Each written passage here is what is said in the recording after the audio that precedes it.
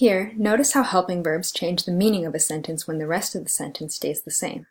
You must use the bathroom before we leave. This shows necessity, that you need to use it because maybe you have a long ride home ahead of you. You can use the bathroom before we leave. This shows ability. You are able to use the bathroom. You may use the bathroom before we leave. This one shows that you have permission to use the bathroom.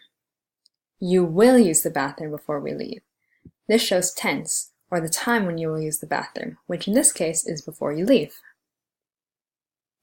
Here, notice how helping verbs change the meaning of a sentence when the rest of the sentence stays the same.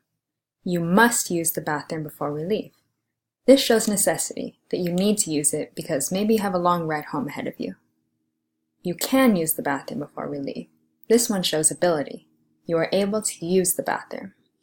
You may use the bathroom before we leave. This shows that you have permission to use the bathroom. You will use the bathroom before we leave. This shows tense, or the time when you will use the bathroom, which in this case is before you leave. We can see that even though the rest of the sentence stays the same, helping verbs change the meaning of the action verb and the meaning of the whole sentence.